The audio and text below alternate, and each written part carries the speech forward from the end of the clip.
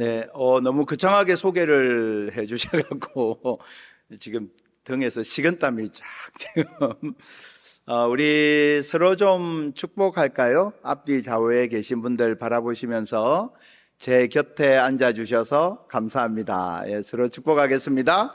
예, 제 곁에 앉아주셔서 감사합니다. 예. 예, 만일에 여기에 나 혼자 딱 앉아있다 생각해 보세요.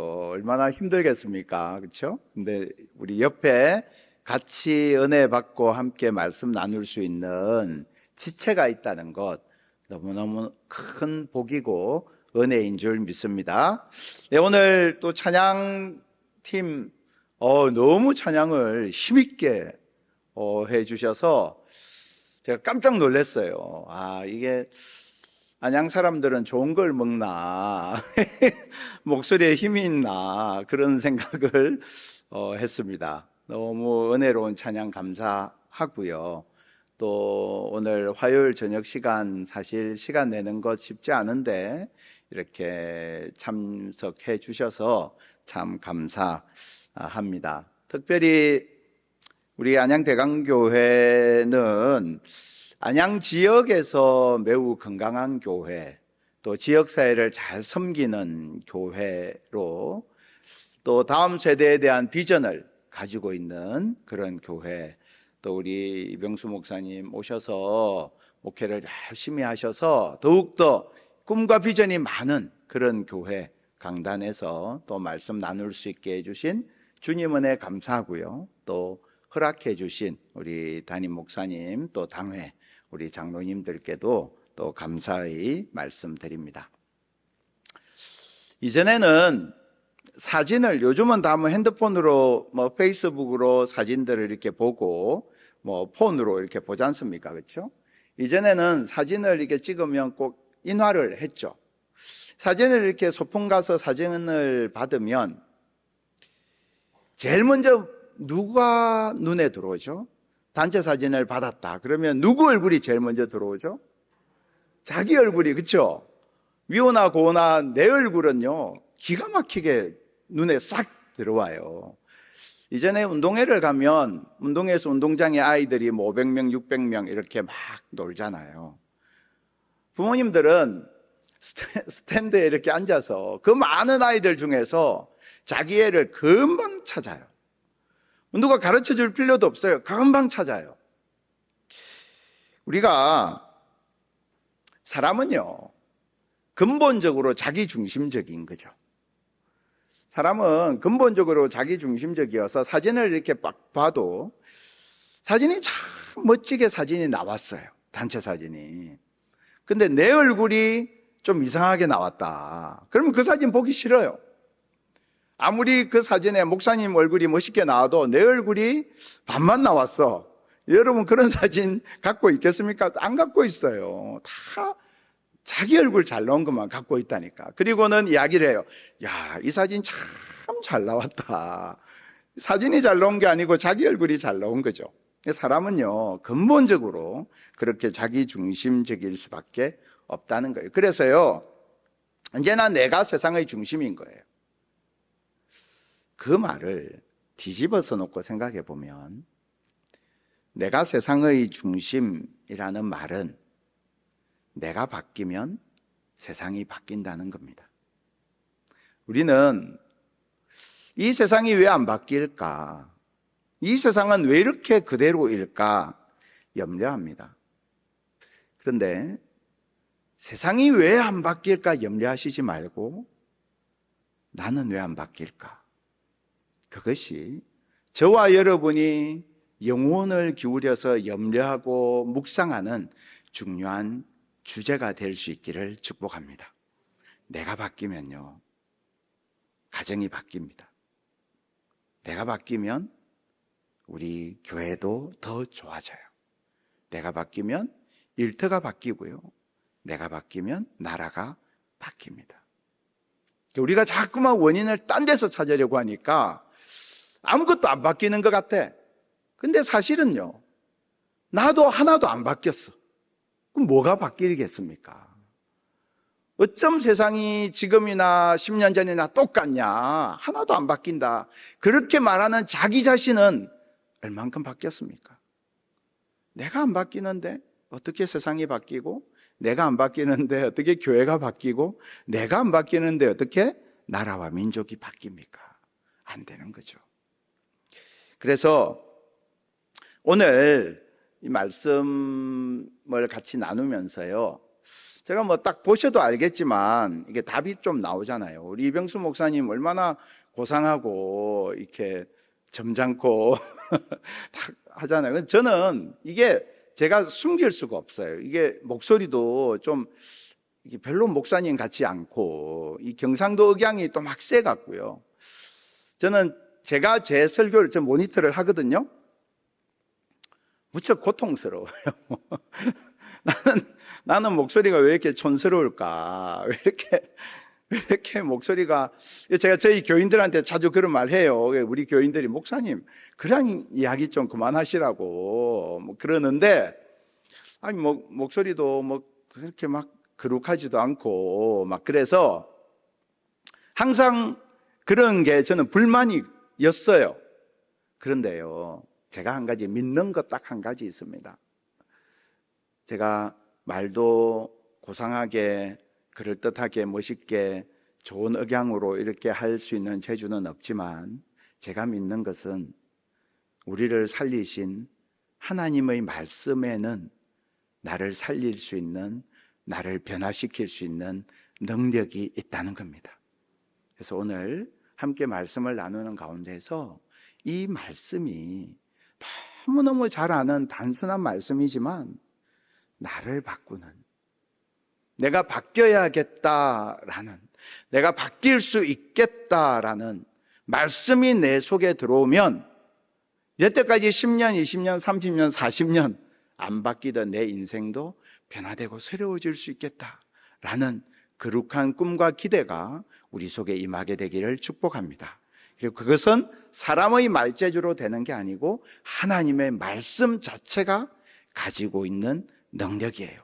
제가 믿는 건 그거 한 가지입니다. 그래서 오늘 함께 말씀 나누는 가운데서 나를 변화시키실 말씀을 꼭 붙드는 그런 시간 될 수 있기를 축복합니다. 여러분의 인생 가운데 내가 이것만 없으면 좋겠다라고 생각하는 문제가 어떤 게 있습니까? 나에게 이것만 없으면 내가 정말 행복하겠는데, 때로는 어떤 분들은 그것이 가난의 문제일 수도 있고, 어떤 분들은 질병의 문제일 수도 있어요. 또 어떤 분들은 내가 내 남편만 없으면 행복하겠는데 그렇게 생각할 수도 있고요. 내 아내만 없으면, 내 자식만 없으면, 그런 경우도 충분히 있을 수 있죠. 내 인생에 내가 이것만 없었으면 좋겠다라고 생각되는 문제들이 있어요. 오늘 우리가 읽은 누가복음 11장에 한 사람이 나오는데요, 이 사람은 원래는 멀쩡했던 사람입니다. 그런데 어느 날 갑자기 말을 못하게 됐어요. 여러분, 내가 정상적으로 생활하다가 어느 날 말을 못하게 됐다 생각해 보십시오. 얼마나 절망적일까요? 그냥 말을 못하게 된 게 아니고 귀신이 들려서 말을 못하게 됐습니다. 그러면 사람들이 뭐라고 하겠습니까?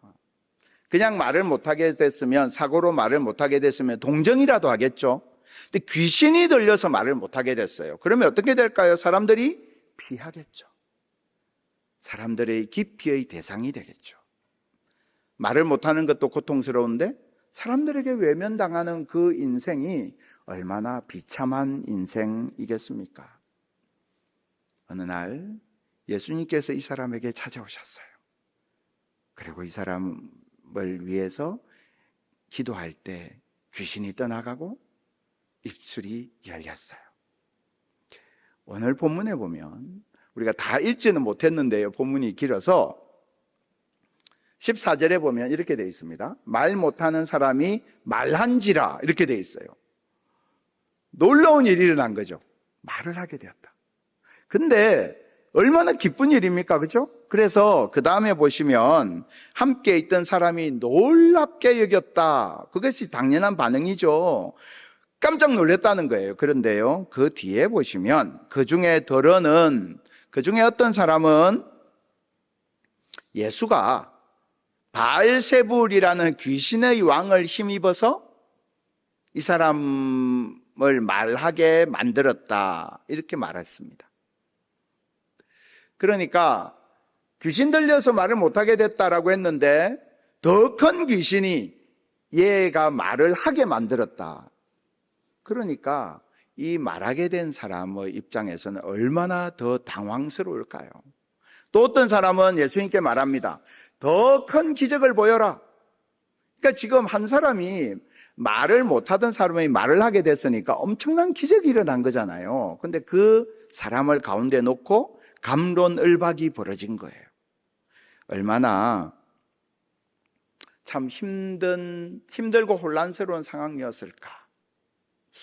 근데 제가 이 본문을 이렇게 보면서요, 참 우리 인간사하고 참 비슷하다. 여러분, 우리도 어떤 일을 당하면요, 그 일 때문에 힘든 게 아니고 그 일을 놓고 하는 사람들의 말 때문에 힘들어요. 내가 아픈 거는 괜찮아요. 그런데 내가 아픈 걸 가지고 사람들이 수근거리는 그 이야기 때문에 내 마음이 더 상처를 받는 거죠. 교회에서도 그런 일들을 몇 번 경험하고 나면 내 문제에 대해서 말하기 꺼려집니다. 그래서 그러면서 마음이 다치는 거예요.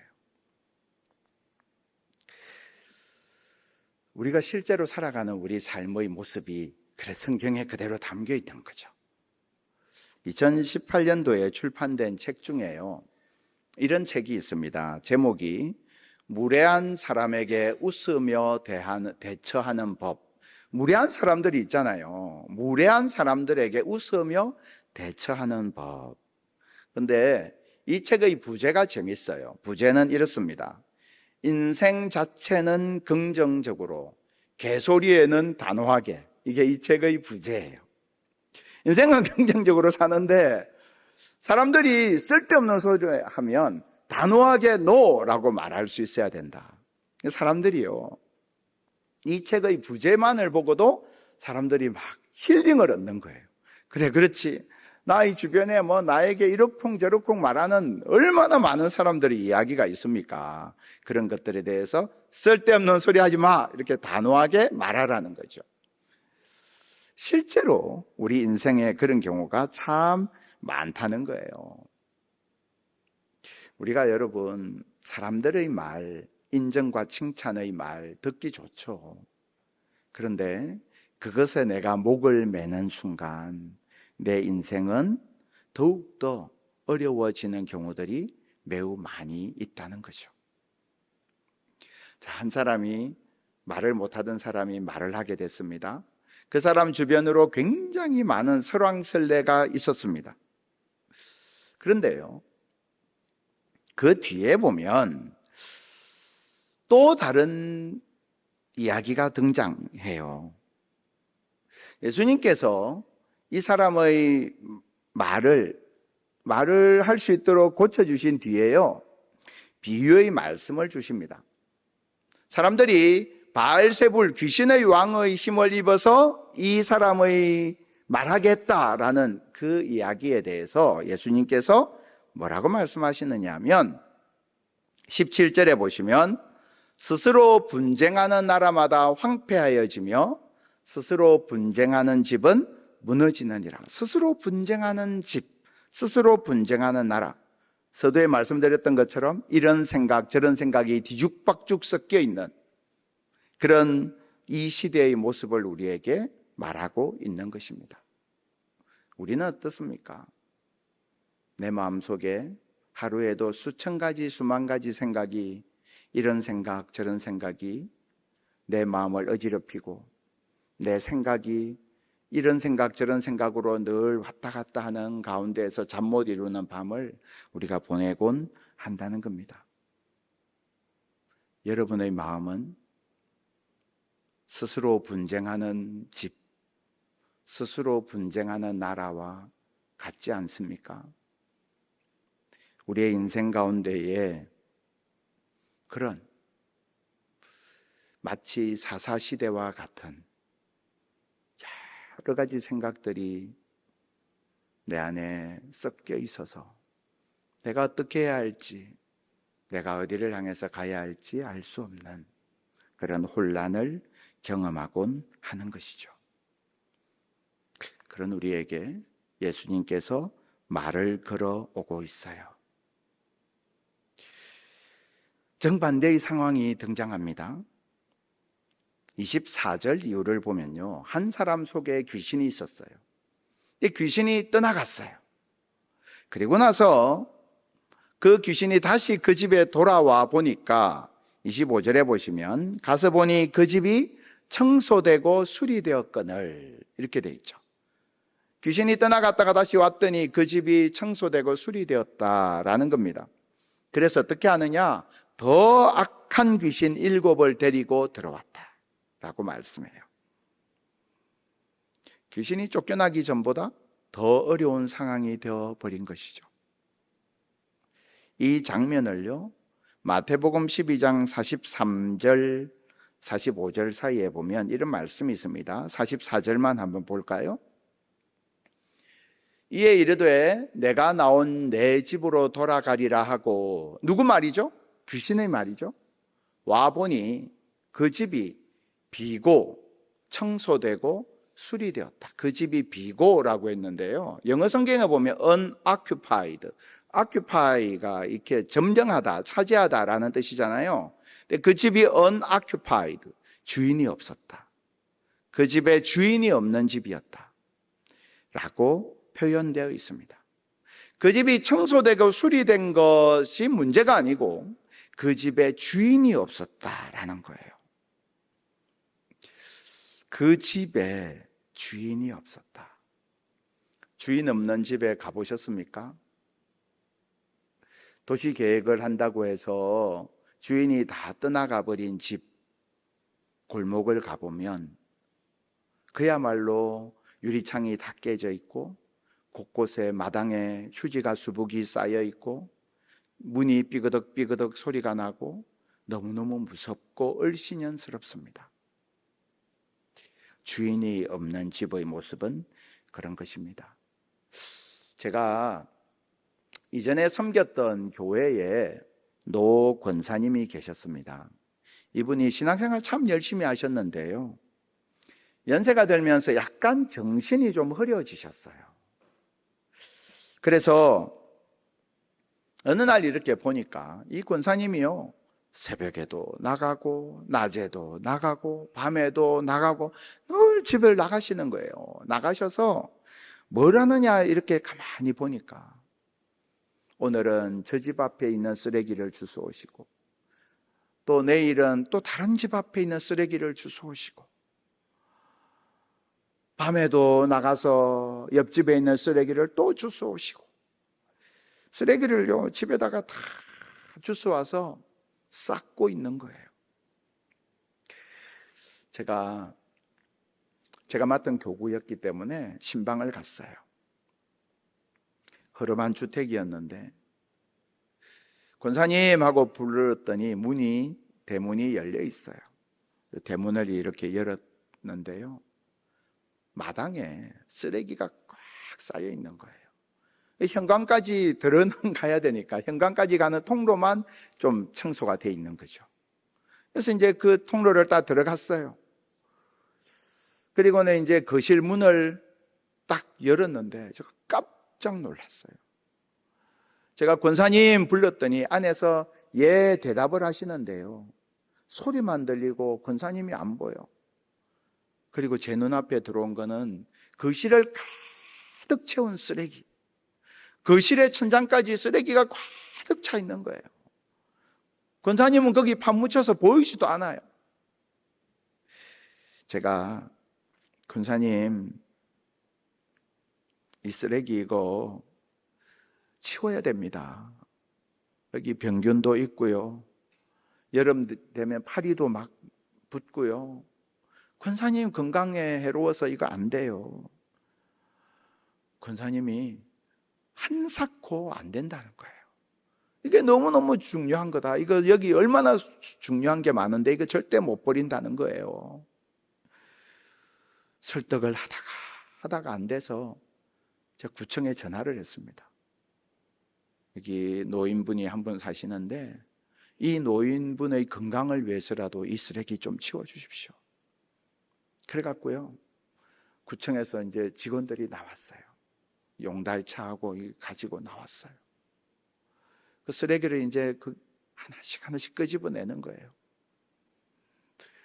제가 권사님한테, 권사님, 여기 중요한 거 하나도 없어요. 보세요. 여기 다 쓰레기잖아요. 괜찮아요. 그렇게 설득하면서요, 그 쓰레기를 다 치웠는데 차가요. 몇 차가 나왔어요.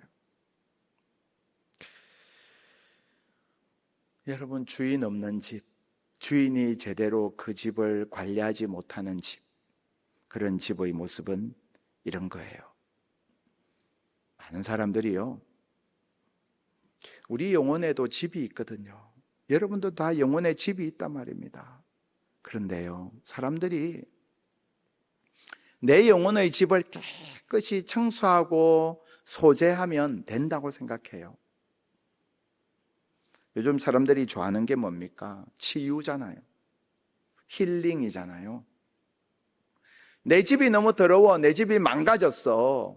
그래서 이 집을 좀 수리하고 깨끗이 하면 다 될 것 같아. 그렇게 생각합니다. 맞죠? 우리 안에 있는 상처, 오래된 묵은 상처들 치유해야 되는 게 맞습니다. 그런데요, 아무리 내가 치유하고 아무리 상처를 씻어내도요, 그 집에 주인이 없으면 다시 원위치하게 되어 있어요. 오늘날 사람들이 치유를 좋아하지만, 하나님 나를 고쳐주세요, 나를 치유해 주세요라고 말하지만, 대부분의 사람들이요, 하나님을 내 주인으로 인정하려고는 하지 않아요. 왜? 내 마음대로 살고 싶거든요. 내 마음대로 살고 싶단 말입니다. 그래서 하나님 나를 좀 고쳐주세요까지는 하는데요, 하나님 내 주인이 되어주세요, 내 집의 주인이 되어주세요라고는 구하지 않는다는 거예요. 그러면 시간이 지나면 다시 내 집에는요, 쓰레기로 가득 차게 된다는 말입니다. 청소하고 수리하는 게 중요한 게 아니에요. 내 집의 주인이 계셔야 한다는 겁니다. 믿음은 무엇입니까?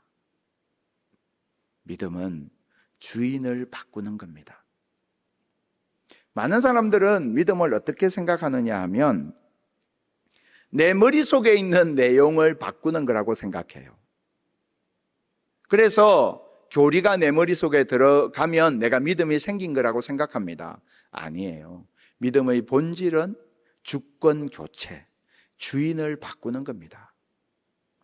믿음은 내가 여태까지 살아가던 내가 내 인생의 주인, 내가 내 영혼의 집의 주인 노릇하다가 나에게 내 영혼의 집을 관리한 능력이 없구나 인정하고 예수님을 내 인생의 집의 주인으로 모셔드리는 주인 교체, 그것이 믿음입니다. 저는 저와 여러분 속에 이 믿음, 주인을 바꾸는, 주권을 교체하는 그런 참된 믿음이 우리 속에 임하여서 주님께서 나의 집을 수리해 주시고, 주님께서 나의 집의 무너진 부분을 고쳐주시고, 주님께서 내 집의 상한 부분을 싸매어 주실 뿐만 아니라 주님께서 내 집을 리모델링 해 주시고, 주님께서 내 집을 앞으로도 지속적으로 다스려 주시고 붙들어 주시고 더 아름답게 만들어 주시는 주님의 손길을 경험하는 참 주인을 내 인생 가운데 모셔드리는 참된 믿음의 사람들, 저와 여러분 바로 그런 믿음의 사람들 되기를 축복합니다. 네, 믿음의 사람들이란 그런 것입니다. 주님을 내 인생의 주인으로 받아들이는 것에 소망이 있습니다. 아무리 생각해도 나는 내가 제대로 내 영혼의 집을 관리할 실력이 없어요. 내가 볼 때는 망한 것 같아요. 그러나 주님께서 내 집에 임하시면 주님께서 나를 다스려 주십니다. 오늘 이 시대에 가장 사라지고 있는 단어가 하나 있다면 순종이라는 단어입니다. 순종. 순종은 하나님의 음성을 듣는 것에서 시작합니다. 그렇죠? 내가 하는 말을 줄이고요, 하나님의 음성에 귀를 기울일 때, 그때에 하나님의 다스리심이 내게 임하는 겁니다. 바울이 고백했습니다. 빌립보서 2장 13절 말씀. 우리 빌립보서 2장 13절 같이 한번 읽어볼까요? 너희 안에서 행하시는 이는 하나님이시니 자기의 기쁘신 뜻을 위하여 너희에게 소원을 두고 행하게 하시나니. 아멘. 저기 보면 너희 안에서 행하시는 이는 하나님이시니 It is God who works in you 이렇게 돼 있죠. works는 현재형이죠. 지금 하나님이 일하신다는 겁니다. 어디에서? in you, 너희 안에서. 너희 안에서 행하시는 분은 하나님이시다. 그렇게 말씀하고 있습니다. 무슨 말입니까?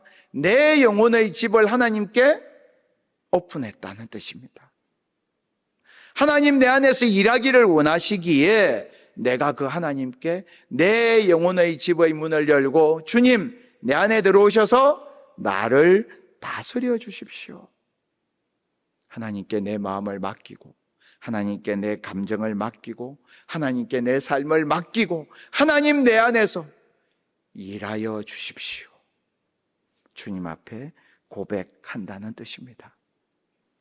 주님은 내 문 앞에 서 계신데 내 문을 꽁꽁 걸어잠그고 온갖 세상의 잡동사니들로 내 영혼을 채우는 것이 아니라 주님을 내 안에 모셔드리기만 하면 그 주님께서 나를 다스려 주신다는 것입니다. 여러분, 다스림을 받아야 다스릴 수 있습니다. 집에서요, 내가 가장으로 다스린다. 그게 잘 되던가요? 내가 주님의 다스림을 받아야 제대로 다스릴 수 있어요. 목회자도 마찬가지입니다. 목회자도 주님의 다스림을 받아야 그 교회를 영적으로 목양하고 다스릴 수 있습니다. 중직도 재직도 마찬가지입니다. 내가 주님의 다스림을 받아야 제대로 섬기고 헌신할 수 있습니다. 청년의 때 내가 어떻게 살아야 되나? 내가 주님의 다스림을 받아야 내 인생을 경영할 수 있어요. 우리 자녀들, 여러분 우리가 자녀들을 오냐 최고로 키운다고 그 자녀들이 잘 자라느냐? 아니에요. 주님의 다스리심을 받는 믿음을 경험하도록 해야 자기 인생을 제대로 경영할 수 있습니다. 우리는요, 자꾸만 주님의 다스림을 받으려고는 하지 않고 내가 다스리려고 하는 거예요. 그래서요, 저마다 다 서운해합니다. 가장은 가장대로 내가 이렇게 수고를 하는데 어떻게 이렇게 몰라주나, 내 말을 안 듣나, 그러면서 서운해합니다. 그 가정에 있는 식구들이요, 저마다 다 좋은 마음으로 최선을 다해서 뭘 하는데, 그런데 서로 맞지를 않아요. 다 마음의 상처를 받고 다 서운함을 가지고 살아요. 왜 그러냐? 내가 다스림을 받지 않고, 주님께 다스림을 받지 않고 다스리려고 하니까 그런 것입니다. 교회에서도 마찬가지입니다.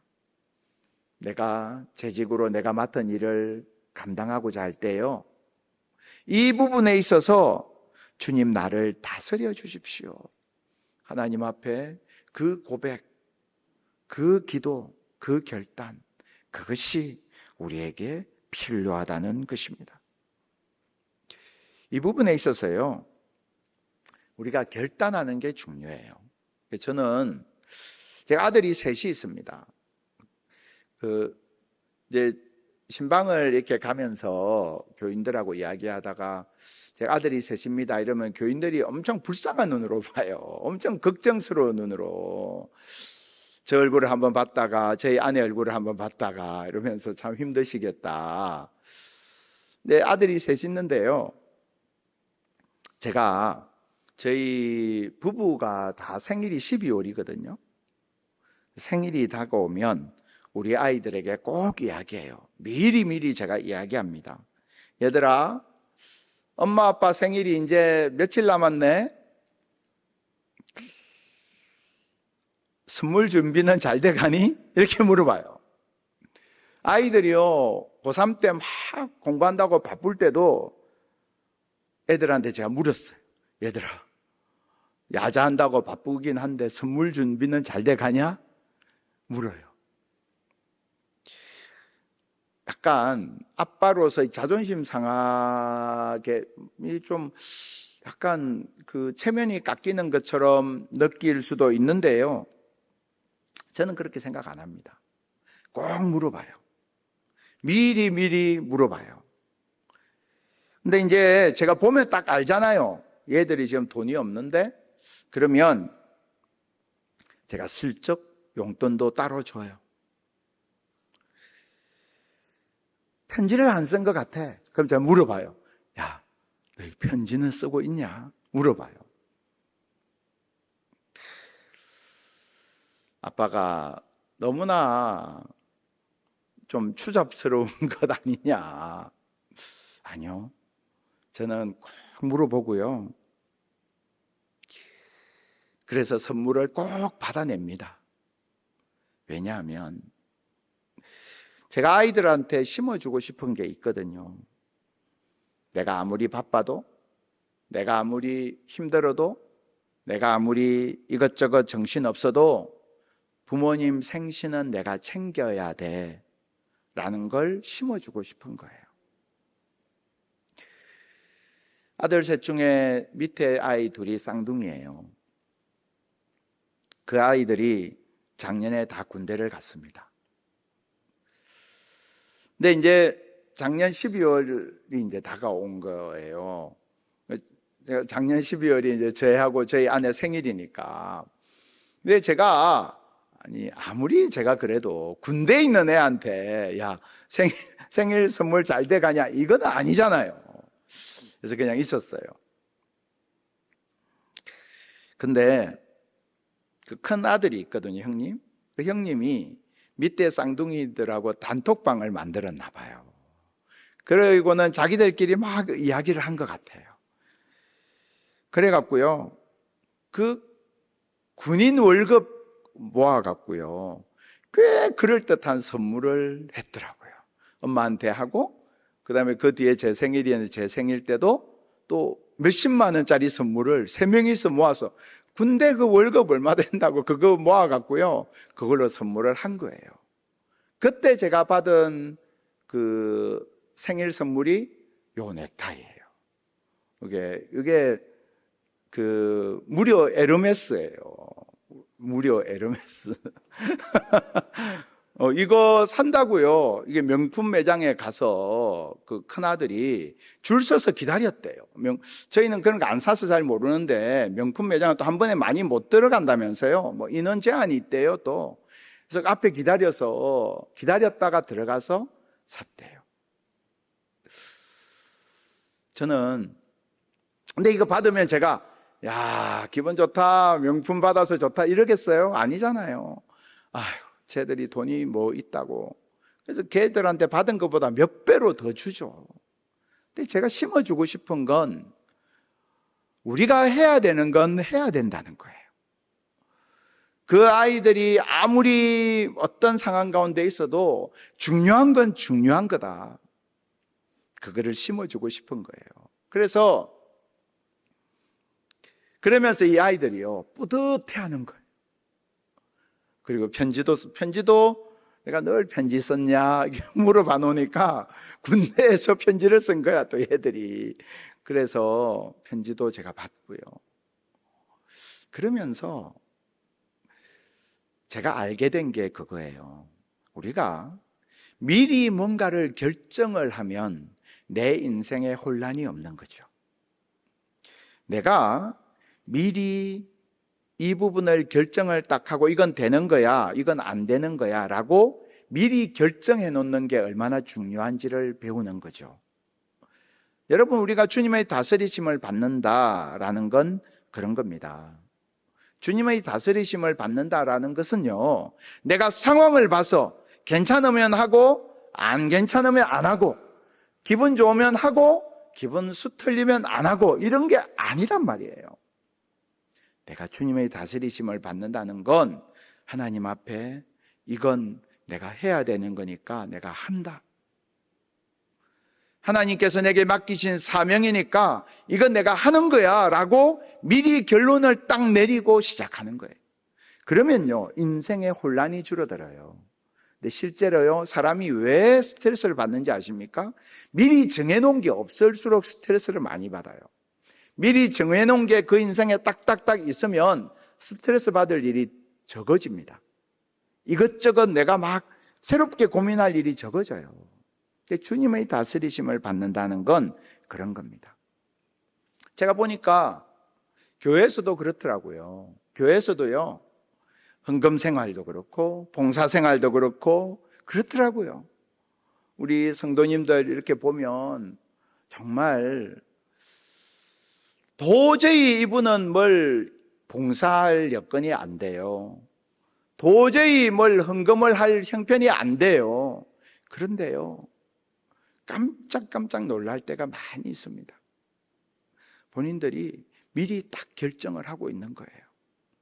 내가 이 부분에 있어서 내가 하나님 앞에 내가 약속을 지켜야지. 내가 이 부분에 있어서 하나님 내게 주신 사명인데 내가 끝까지 감당해야지. 그러니까 주저함이 없는 거예요. 할까 말까 이런 게 없는 거예요. 여러분, 우리가 봉사도 사역도 마찬가지입니다. 내가 하는 게 아니에요. 내가 하는 게 아니고요, 주님의 다스리심을 받아야 합니다. 내가 하는 게 되면 내 자랑이 쌓이고 주님의 다스리심을 내가 받아서 일하면 모든 게 다 감사이고 은혜인 것이죠. 그래서 언제나 저도 여러분도 주님, 저를 다스려 주십시오. 주님, 가정에서도 일터에서도 교회에서도 내가 만나는 모든 사람과의 관계에서도 주님, 저를 다스려 주십시오. 주님 앞에 기도하는 저와 여러분 될 수 있기를 축복합니다. 주님의 다스리심을 받는다라고 할 때 가장 중요한 하나님께서 내게 주시는 원칙이 있어요. 그게 뭐냐? 오늘 본문을 보시면 27절에 보면요, 예수님께서 이 말씀을 쭉 하셨을 때 너무 이 말씀에 감동을 받은 겁니다. 그 중에 한 여자가 큰 소리로 외칩니다. 당신을 뵌 태와 당신을 먹인 젖이 복이 있나이다. 마리아에 대한 이야기죠. 참 마리아는 좋겠습니다. 당신 같은 그런 분의 어미라니 얼마나 영광스러운 것입니까? 이렇게 이야기를 해요. 그때 예수님께서 뭐라고 말씀하시느냐? 28절에 보시면 오히려 하나님의 말씀을 듣고 지키는 자가 복이 있다 말씀하십니다. 오히려 하나님의 말씀을 듣고 지키는 자가 복이 있다. 주님의 다스리심 가운데 있다는 말은 무슨 뜻입니까? 말씀을 듣고 지키는 자가 된다는 뜻입니다. 마리아의 태가 복된 것이 아니고요, 말씀을 듣고 순종하기에 복된 것이다 라는 겁니다. 예수님은 마리아를 특별한 위치에 두시지 않고요, 말씀에 대한 순종의 삶으로 모두를 초청하고 계신 거예요. 말씀을 통해서 주님은 내 삶의, 내 마음의 주인이 되십니다. 그래서 우리가 하나님의 말씀, 그 말씀이 나를 다스린다는 사실을 언제나 기억하고 그 하나님의 말씀 속에서 내가 주님의 다스리심을 경험하는 그런 우리 모두가 될 수 있기를 축복합니다. 그래서요, 말씀을 전해주는 교역자들을 위해서 우리가 기도하고 존중해야 합니다. 말씀을 전하는 그 교역자들, 그들을 위해서 우리가 간절히 기도해야 합니다. 제가 작년에 저는 2020년도에 교회에 부임을 했어요.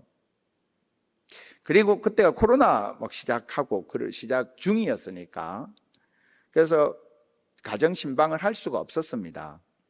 그래서 첫 해는 전화로 신방을 했어요. 기도 제목을 미리 받고 그리고 전화로 가정에서 신방하는 것처럼 똑같이 기도 제목 받고 말씀 전하고 그리고 기도해 드리는 그 방식으로 전체 가정을 쭉 신방을 했어요. 그 다음에도 코로나가 계속 진행 중이었기 때문에 그 다음에는 교회로 불렀습니다. 그래서 교회에서 이제 방역 조치대로 준수하고 스크린 이렇게 두고 그리고 마스크 끼고 교회에서 이제 신방을 했어요. 그리고 이제 작년 완전히 다 해제가 됐잖아요. 그래서 가가호 신방을 시작을 했습니다. 신방을 하는데 정말 신방을 받는 분들이요, 집 청소부터, 신방하면 다 기본적으로 집 청소하잖아요. 그래서 그런 말씀 하잖아요. 신방을 하면 다 청소하니까 목사님이 빗자루다, 그런 이야기 하더라고요. 신방하면 목사님 온다 하면 다 청소하니까요. 제가 신방 가서 이렇게 보니까 어떤 분들은 2층 집이었는데요, 며칠 전부터 가슴이 떨려서 잠이 안 왔대요. 그리고는 2층 집이니까 계단 난간을 잡고 올라가잖아요. 난간을 다 닦았다는 거예요. 그리고 어떤 집은 갔더니 거실에 이렇게 있는데 저보고 목사님 저 유리창 한번 보세요 그러는 거예요. 아파트 거실에 유리창이 이렇게 있잖아요. 그 유리창을 닦았대요. 초등학교 때 이후로 유리창을 닦는 걸 저는 본 적이 없고 저도 닦아본 적이 없거든요. 근데 그 유리창을 닦았다는 거예요. 어떤 분들은 휴가를 내고 어떤 분들은 외출을 하고 그러면서 신방을 이렇게 다 받는 거예요. 왜 그렇게 했을까요? 제가 잘나서? 제가 예뻐서? 아니에요. 한결같이 하시는 말씀이 그것이었습니다. 우리 가정해 주시는 말씀을 받는 거니까. 그래서요, 신방하면서 이게 각 가정별로 기도 제목하고 말씀 구절을 다 따로 메모를 다 했어요. 이게 또 지나치게 중복되고 이러면 안 되고 그 가정을 위해서 기도하면서 그 가정에 꼭 필요한 말씀이 무엇일까 기도하고 묵상하면서 말씀을 준비하고, 그러니까 그 마음을 성도들이 아는 거죠. 그래서 목사님 우리 가정해 주시는 말씀을 받는데 우리가 이 정도는 해야죠 이러면서 사람들이 다 그렇게 사모하는 마음으로 말씀을 받는 걸 보면서 제가 마음이 얼마나 감동이 되었는지 모릅니다. 여러분, 우리가 주님의 다스리심을 받는다라는 것은 말씀의 다스리심을 받는다는 것입니다. 단순히 어느 목사님의 말을 잘 들으라가 아니에요. 그게 아니고 그 목사님을 통해서 선포되는 말씀 속에서 내게 주시는 하나님의 음성을 내가 받고자 하는 마음, 그리고 내가 그 말씀에 다스리심을 받고자 하는 마음, 그것이요 내 인생을 아름답게 세우고 건강하게 만들고 회복시키고 치유하고 내 인생 속에 하나님께서 펼쳐나가시는 하나님의 역사를 이루어 나가시는 줄 믿습니다. 그것이 하나님께서 우리를 다스리시는 방식이라는 겁니다. 자, 그러면 우리가 어떻게 하면 그 주님의 다스리심 가운데 내가 주님 기뻐하시는 삶을 살 수 있을까? 나로 하여금 그렇게 살아갈 수 있게 하는 힘은 어디서 오는 것일까? 제 이야기를 잠깐 드리면, 저는 제가 고등학교 1학년 때 우리 선친이 세상을 뜨셨어요. 암으로 오랫동안 투병하시다가 세상을 뜨셨어요. 그리고 이제 저희 모친이, 제가 사남매인데 혼자서 사남매를 다 키우셨어요. 너무너무 고생하셨죠. 그렇게 남들한테 이렇게 굴리지 않게 다 키우셨어요. 그러다가 이제 2019년 10월 달부터 원래 신장이 좀 안 좋으셨는데요, 투석을 하기 시작했습니다. 제가 그 당시에 포항에 있었는데 투석을 시작하고 나니까 갑작스런 상황이 너무 자주 발생하기 시작했습니다. 그래서 밤중에도 전화 받으면 후닥닥닥 달려가는 일이 많이 있었습니다. 언제나 전화만 오면 가슴이 철렁 내려앉는 거예요. 그렇게 왔다 갔다 하기를 여러 차례를 했습니다. 그러다가 2020년 6월에 오정교회로 청빙이 결정이 됐습니다. 그리고는 제가 섬기던 그 교회에서 6월 마지막 주일날 송별회를 했습니다. 제가 오랫동안 정성껏 섬겼던 교회이기 때문에 참 많은 분들에게 뜨거운 사랑을 받으면서 송별회를 잘 마치고, 그날 어머니가 계시던 부산으로 내려갔어요. 어머니 건강이 그때 이미 안 좋아지신 상태였는데 제가 갔더니 말씀도 못 하시고 눈도 못 뜨시고 그냥 누워 계셨어요. 제가 그 어머니 귀에 대고 말씀드렸습니다. 어머니, 제가 이제 대전 오정교회로 담임 목사로 가게 됐어요. 뭐 표현을 못 하시겠지만 또 듣는지 안 듣는지 저는 알 수 없지만 그 귀에 대고 그 말씀을 드렸습니다. 그리고는 올라왔어요. 그리고 화요일 새벽에 천국을 가신 거예요. 제가 있었던 교회도 알리지 않았고, 제가 부임하게 될 7월 첫째 주에 부임하기로 되어 있었거든요. 그 교회에 아무한테도 알리지 않고 서기 장로님께 전화를 드려서, 장로님, 제가 부임도 하기 전에 담임 목사 장례 났다고 하면 이 교인들이 얼마나 마음이 힘들겠습니까? 장로님만 알고 계세요.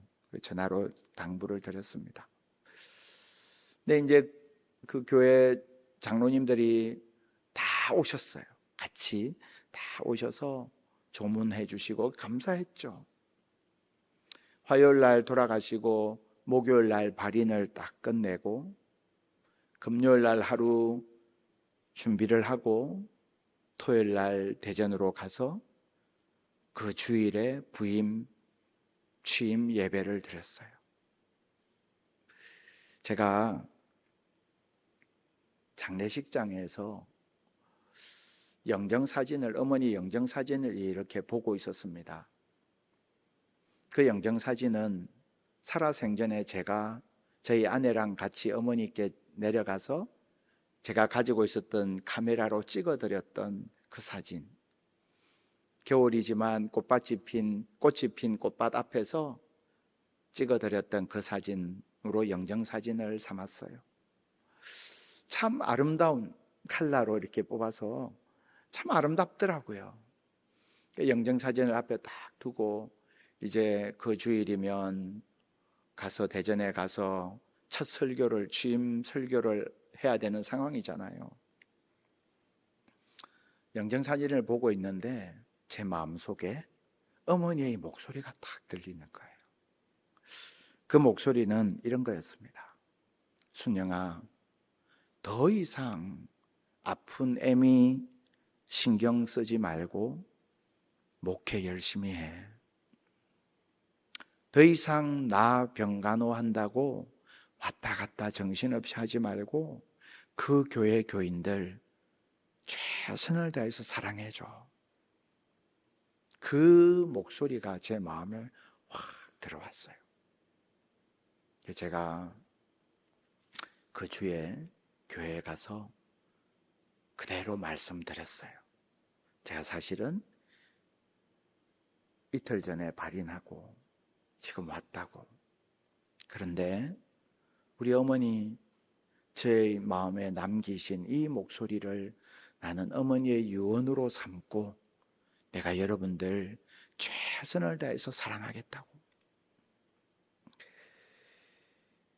내가 다른 건 못해도, 내가 능력이 특별한 게 없어도 어머니의 유언이라고 생각하고 내가 최선을 다해서 사랑해 보겠다고. 실제로 만일에 그러지 않았다면 제가 왔다 갔다 하느라 정신이 막 없었겠죠. 근데 어머니께서요, 그 마음을 저에게 심어주고 가셨어요. 여러분, 육신의 부모님도요, 우리를 향해서 이런 마음을 가지고 응원하고 격려하잖아요. 그런데 여러분, 우리를 위해서 십자가에서 피 흘려 주신 예수님, 그 예수님께서 여러분을, 우리를 얼마나 사랑하고 응원하고 힘내라고, 용기 내라고, 포기하지 말라고, 끝까지 사랑하고 살라고, 끝까지 주님 말씀 붙들고 살라고 주님께서 우리를 향해서 지금도 우리를 위하여 기도하시고 우리를 바라보시면서 우리에게 그 사랑의 음성을 들려주신 뒤에 어떻게 들려주시느냐? 이 말씀으로 우리에게 주님께서 그 음성을 들려주시고 계십니다. 그래서 이 말씀이 우리를 변화시키는 능력이고 힘인 거예요. 말씀은 나를 향한 주님의 유언이고 나를 향한 주님의 사랑의 음성이에요. 그래서 내가 이 말씀 가운데 한 구절이라도 내 마음에 제대로 박히면 그 말씀이 여러분 우리를 뒤집어 놓는 거예요. 그게 말씀이 가지고 있는 능력입니다. 헌신은 사랑에서 나옵니다. 사랑하면 헌신하게 되어 있어요. 사랑하면 최선을 다하게 되어 있습니다. 그래서 여러분 사랑하십시오. 주님을 마음을 다해서 사랑하시기 바랍니다. 주님께서 피로 값주고 사신 교회를 마음을 다해서 사랑하시면 돼요. 내가 뭘 헌신할까, 어떻게 할까 고민하기 전에요, 전심으로 사랑하면 그 다음은 주님께서 알아서 하십니다. 제가 그렇게 사랑하겠다고 마음먹고 목회를 시작했습니다. 그리고 아까 말씀드렸던 것처럼 대신방을 이렇게 쭉 마쳤어요.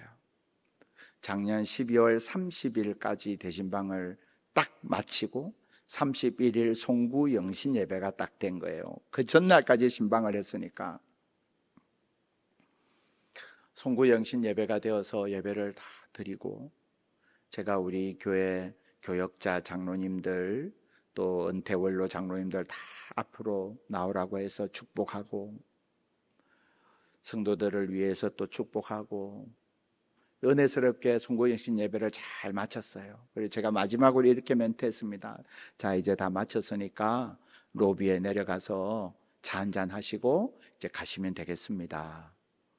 근데 잠깐만요. 누가 마이크에 대고 누가 잠깐만요 이러는 거예요. 뚝 보니까 우리 교회 부목사님이에요. 그러더니 이 부목사님이 마이크를 잡고 앞으로 나오더니 이야기를 했어요. 다 우리가 축복을 받고 축복을 했는데 우리 담임 목사님에 대해서는 축복을 안 했다고. 그러면서 담임 목사님 앞으로 나오시라고 이게 죽으려고 부목사님이 그러는. 그래서 딱 나갔어요. 이제 아내하고 앞에 이렇게 나왔어요. 성도들이요, 저희를 앞에 이렇게 딱 세워놓고 축복성을 두 손을 뻗어서 축복성을 이렇게 불러주는데 한 사람 한 사람의 눈이 다 보이는 거예요. 어떤 성도들은 핸드폰 꺼내서 찍어요. 동영상을 막 찍는 거예요. 제가 신방을 쫙 했으니까 성도들의 기도 제목이 다 보이거든요. 이분이 지금 어떤 상황인지 형편인지 다 알거든요. 근데 그 성도들이 눈을 반짝반짝 하면서 저희를 바라보면서 두 손을 뻗어서 축복하는데요, 진짜 막 가슴이 울컥한 거예요. 그러면서 그때 그런 생각했어요. 내가 이 사람들 위해서 죽어도 좋다. 그냥 그런 마음이 들었어요. 여러분, 목사가 성도를 사랑하고 성도가 목사를 사랑할 때, 그때에 참된 변화가 일어나고요, 그때 하나님께서 기뻐 받으시는 교회로 성장하고 자라게 되는 거예요. 여러분, 저는 우리 이병수 목사님을 여러분 다 사랑하고 존경하리라고 제가 생각하지만, 정말 우리가 섬기는 우리의 영혼의 목자 깊이 사랑하시기를 바랍니다. 이게요, 목사는 주님께 위로받고 주님께서 주시는 그 은혜와 감동으로 살아요. 그러나 동시에 성도들이 주는 그 사랑, 성도들이 보여주는 그 사랑이요, 얼마나 큰 힘이 되는지 모릅니다. 목사로서 영혼을 돌보고자 하는 그 사명 하나 때문에 내가 가지고 있는, 내가 누릴 수 있는 것들을 포기하고, 개인적으로 내가 좋아하는 삶의 취향과 패턴을 포기하고 담임 목사의 자리를 감당하고 있는 그 목회자들, 그들을 정말 사랑해 주시기 바랍니다. 사랑하시고 위하여 중보할 때에 하나님께서 우리 안에서 그분의 일을 이루어 가십니다. 우리가 정말 주님의 다스리심을 받는다는 것은 그런 것입니다.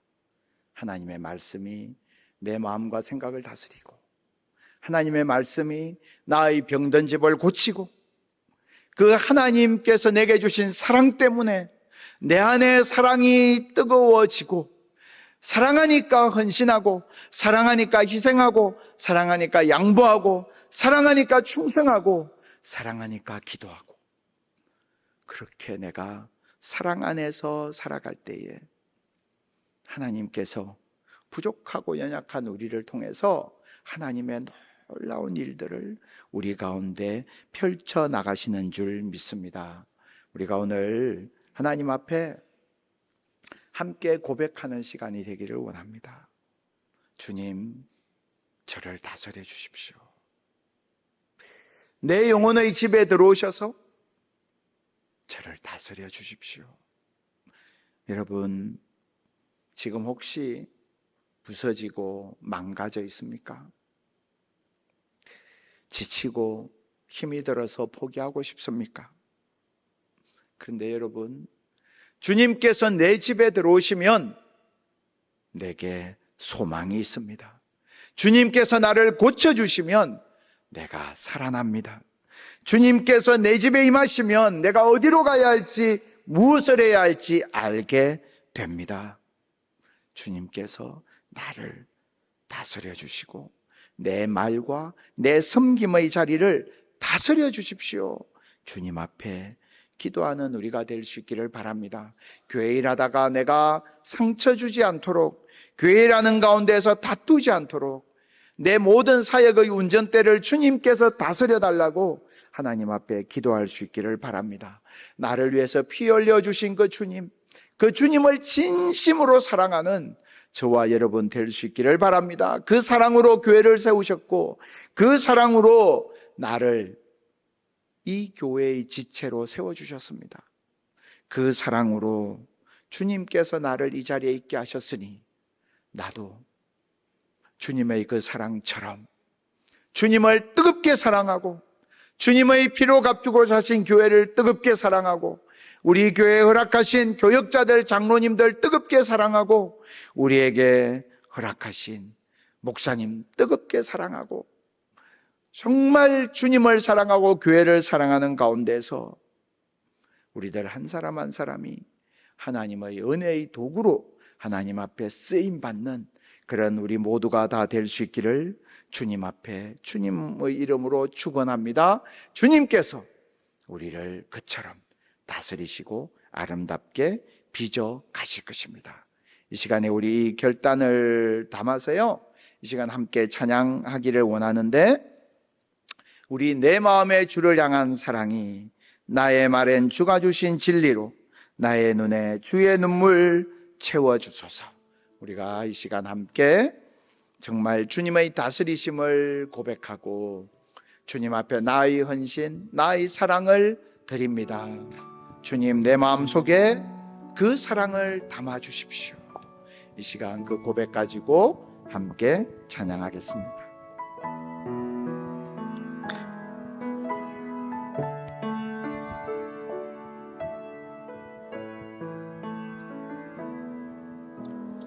내 마음의 주를 향한 사랑이 나의 말에 주가 주신 진리로 나의 눈에 주의 눈물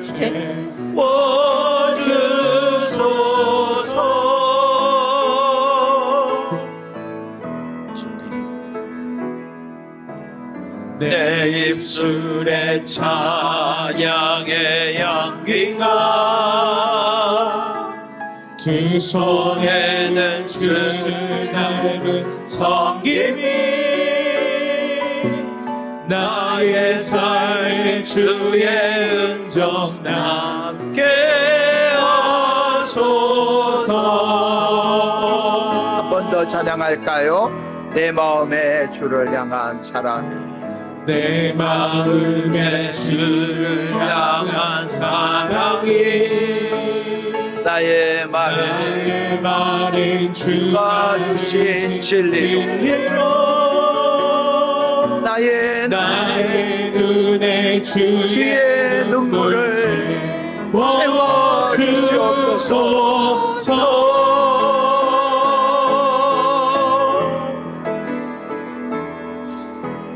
내 입술에 찬양의 향기가 두 손에는 주를 닮은 섬김이 나의 삶에 주의 은정 남게 하소서. 하나님의 사랑이 하나님의 사랑이 영원히 함께하리. 십자가의 길을 걷는 자에게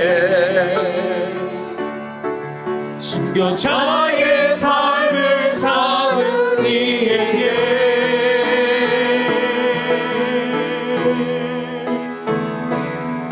조롱하는 소리와 세상 유혹 속에도 주의 순결한 신부가 되리라. 내 생명 주님께 우리 두 손 들고 찬양합니다. 하나님의 사랑이 하나님의 사랑이 영원히 함께하리. 십자가의 길을 걷는 자에게 순교자의 삶을 사는 이에게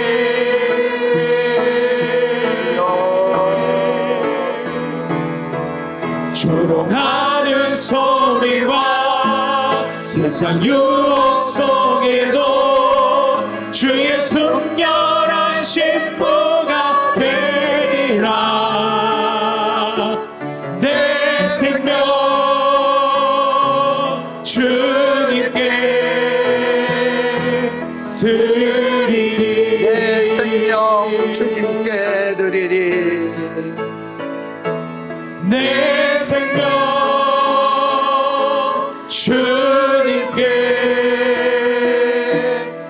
들으리. 이 시간 우리 함께 기도하기를 원합니다. 주님께서 내게 주신 그 사랑을 이 시간 기억합니다. 주님께서 나를 위하여 십자가에서 피 흘려 그 몸 찢으시고 그 피를 흘려주시며 우리를 사랑하신 그 사랑으로 오늘 우리가 이 자리에 있습니다.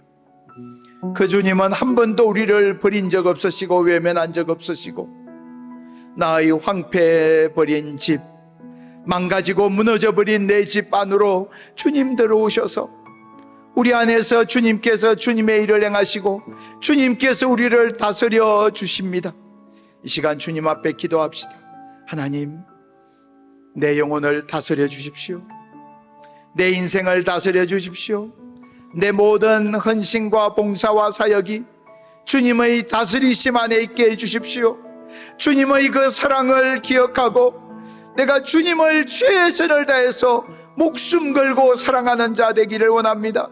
내 마음에 주님을 향한 뜨거운 사랑이 불을 돋게 하시고 그리하여서 주님을 사랑하는 그 사랑으로 교회를 사랑하고 가정을 사랑하고 일터에서 주님의 백성의 삶을 살게 해달라고, 특별히 하나님께서 내게 허락하신 정말 우리 교회를 위하여서 이 시간 기도할 때에 하나님, 주님의 피로 값주고 사신 이 교회를 진심으로 사랑하는 종이 되게 해달라고, 그리하여서 하나님 앞에 더욱더 헌신하고 더욱더 충성하고 하나님께 기쁘심을 받는, 하나님 기뻐하시는 그런 재직들이 되게 해달라고 이 시간 다 같이 한 목소리로 기도하겠습니다. 살아계신 아버지 하나님, 오늘도 하나님께서 우리 가운데 허락하시는 그 크고 놀라운 사랑에 감사를 드립니다. 아버지 하나님, 우리의 인생 가운데에 우리의 집이 무너지고 우리의 영혼이 무너지고 우리의 심령이 깨어진 그때에 주님께서 우리 가운데 들어오시고 우리를 다스려 주시옵소서. 우리를 다스려 주시옵소서. 하나님의 그 사랑이 우리의 마음속에 임하고 하나님 나를 향한 그 사랑 때문에 나도 주님을 사랑하고 나도 교회를 사랑하고 나도 주의 복된 사랑하며 주님 앞에 그렇게 살아가게 하여 주시옵소서. 아버지 하나님, 하나님께서 우리 여정대관교회 가운데 함께하시고 아버지 하나님 앞에 영광 돌리며 하나님을 기쁘시게 하는 그런 교회로 하나님 앞에 우뚝 세워 주시옵소서. 아버지 하나님, 인도하시는 주님을 의지합니다. 아버지 하나님 동행하여 주시고 주님만을 바라보고 주님 앞에 헌신하고 주님을 기쁘시게 하며 되게 하여 주시옵소서. 아버지 하나님, 주님 앞에 시기를 원합니다. 하나님 인도하시고 아버지 하나님 주장하여 주시고 아버지 하나님 시기를 원합니다. 아버지 하나님 주장하시고 하나님 앞에 믿음으로 나아가는 저희가 다 되게 하여 주시옵소서.